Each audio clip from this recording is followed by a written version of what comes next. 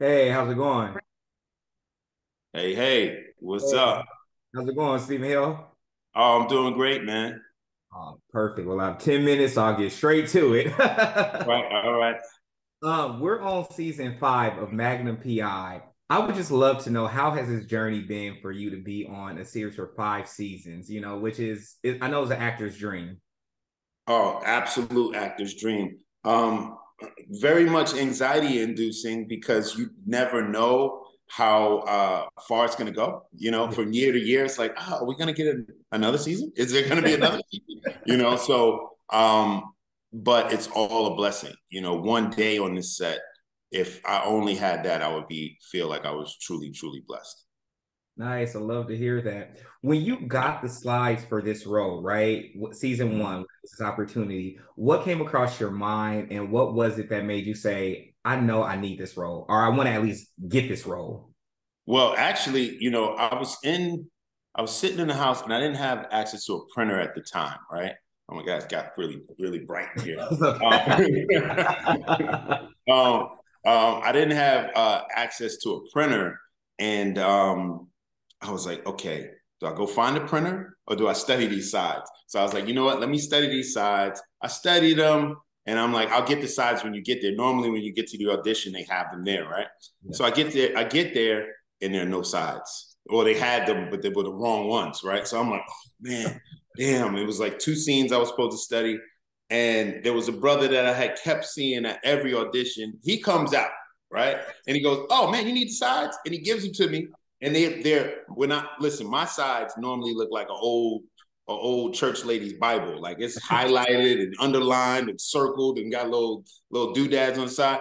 But he had these blank sides. So I marked them up and I went Yeah. in, and I didn't even think I did the best audition, but they loved it. And they called me. I had one audition, and I was in Hawaii 48 hours later, and I was on set 72 hours later. Wow, that's amazing. Yeah, How yeah. has this show evolved for you from season one to season five? Uh, my character, I was just looking at honestly, I think it was the first interview we did. We were doing a photo shoot in LA.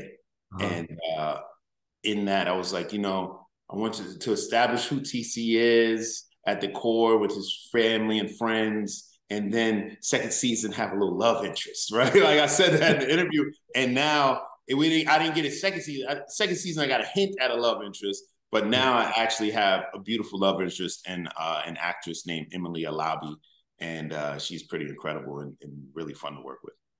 Nice. That's awesome to hear. Getting into TC, before I want to talk about TC, your character, thinking about the original TC from the late Roger E. Mosley, was there any type of, pressure or just like, I know I need to do this role justice because of who played it prior or what people were expecting? Well, I love Roger, first of Yeah. all, right? Um, when he when I first got the role, I was still staying at Jay Hernandez place, Jay and Zach's place, right? And I was like, oh man, I gotta reach out to this guy, man, like out of respect, right? So I called him. I got his number. I called him and I said, hey man, I'm taking on the mantle of TC. I want to do you justice. Do you have any advice for me? And he goes, I don't have no advice for you. Right? And I was like, what? Right? And then he goes, you know how old black men can be a little ornery like that? He's like, Yeah. you don't even know if you got a show yet. I said, what? I said, what? And then he said, call me second season when you get a second season. He Oh, said, that's when you got a show, and then I can talk to you. I was yeah. like, okay. And if I didn't know old black men, I would have been pissed, right? But I know Right. you gotta. Sometimes when somebody's handing you the torch, it's not gonna. They worked hard for that torch, so they're Mhm. not just gonna give it to you so easily. So I had to earn his trust, and then he became a mentor of mine when he came to the island. He's been on the show twice. I want everybody to see this, at least the second one. That was so phenomenal.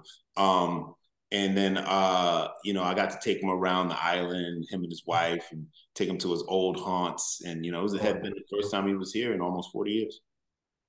Wow, a super Yeah, full circle moment. yeah, You know, now you stepping into you, the mantle's handed to you, it's been approved. yeah. What is it about TC that you really love that, he just brings to the show that, it's an ensemble and sometimes there's like this secret sauce to making everything works. What do you think it is about TC that makes the secret sauce work?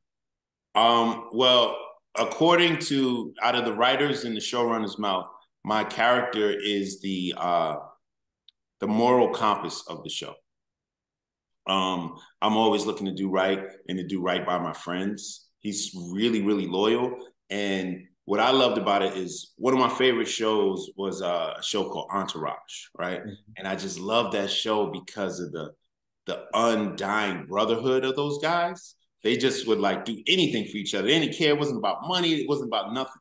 You know, the main character, I think, turned down $100 million because somebody said something silly to his brother at one point. You know what I mean? So Yeah. I'm like, man, I would love to be on a show like that. And that's what is the secret sauce of this show. It's this like super brotherhood and a little sisterhood because we got Higgins in there too. You know? Yeah, it's really cool. Nice. I love that. How does Stephen Hill bring TC to life? Oh man, I incorporate a lot of myself. I wanted to honor my mom, so the original TC was from New Orleans in the show, and I made him from Durham, North Carolina, uh, and I also made him a proud graduate of Hampton University. So I bring some elements of Stephen there, and he's fun like Stephen, but the things that Stephen doesn't do is like, I don't really fly helicopters, at least not a lot. Yeah. I'm not military in real life, but I represent military on the show and we try our best to do that. So I bring a lot of myself and I'm just really glad that, honestly, I'm super happy to talk to you because I haven't spoken to a lot of Black media outlets. And I would say that is because we're doing so well now in film and television. In the old days, when it was the original Magnum, everybody tuned in because it was like, hey, wait a minute, they got a Black man on there. We got to watch this. And it's not comedy. Oh my God, he's flying helicopters and saving the day, So, but now it's like, they only got one Black guy on there. You know what I'm saying? It's like, it's this kind of like thing where we're a little bit spoiled, but we're spoiled in a good way. But I really want more of my folks to tune in because I think they'll be pleasantly surprised to see how much of a superhero I play on this show. Nice. Thank you. It's an honor to speak to you about this, especially I love when we have these type of characters like yourself, especially Black portrayals. I only have 5 minutes left, so if anything feels rushed, it's only because I got 5 minutes. No, it's cool. It's cool. And just know you can, that second episode with TC, with the original TC and myself, it also had my man Rayon Lawrence, which I know you guys interviewed recently. Oh, nice. Yeah. Definitely. It was a really fun episode because me and him, we came up in the trenches together. Oh, yeah. So you guys both have that's that East Coast thing going on. Yeah. New York, baby. Exactly. Yeah. Two questions before we go. The first one, you are bringing these Black elements in there, HBCU, there's this thing. How does it feel to be able now in this time period to be able to bring those authentic, unapologetic Black elements to a character on, daytime TV, nighttime TV, on primetime TV, I should say? Yeah. Well, honestly, that's carrying the torch, right? Because the original TC, he was responsible for putting Kwanzaa out to the masses. There was an episode where it was like a Christmas episode, and he was like, I celebrate Kwanzaa, right? Yeah. And they were like, what are you talking about? And then they researched it and they put it in the script. And so that was the first time internationally people had heard about Kwanzaa. So, when you got a brother that's doing stuff like that, you gotta bring it. I gotta bring it in 2023. You know what I'm saying? So I bring the Blackness on here. I put some blackity black sauce on it. I saw that the other episode where you was like, your wallet fell out. I said, that's the blackest thing he could say. That was, oh my God. One of my boys texted me on that. He was like, yo, that's a mean line. I was like, oh, You know, I love when people catch like little ad libs like that. You know, Definitely. And yeah. before we go, season 5, what are we in for? We are in for a lot of fun, romance. You know, on my end, I got a little romance. He's like, I'm glad now. Yeah, which is real cool. It's good to see that black love, a brother getting the kid getting a smooch. You know, because Yeah. brothers don't always get smooches. You know, Nah, I nah. saw in Star Wars. You know, my brother John Boyega. First of all, he was like a space janitor. I was like, what's up with that? Like, why is he a space janitor? Like, they don't got little R2D2s to do that. You know what I'm saying? And then and then on top of him being the space janitor, I'm thinking he's gonna be he's gonna have a lightsaber and all kinds of stuff. Man, listen, he ain't get no smooch in the movie, man. So you know it's important to get a little smooch every now and then. So you looking forward to some love coming from me, coming from Magnum and Higgins, which is everybody's been looking forward to that. You know, so that's real fun, and I got some really emotional work coming. You know, some family ties and bonding and mending is coming.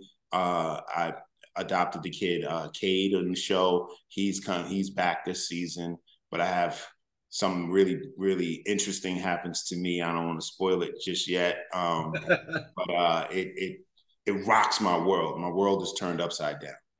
So. Okay. Perfect. Love to hear that. Well, Stephen Hill, that's all the time we have for today. And I want to thank you again for this opportunity and looking forward to seeing you on the screen and more of your projects later on. Thank you, brother, for tuning in. Really appreciate it. Thank you. Have a good day. All right. Aloha.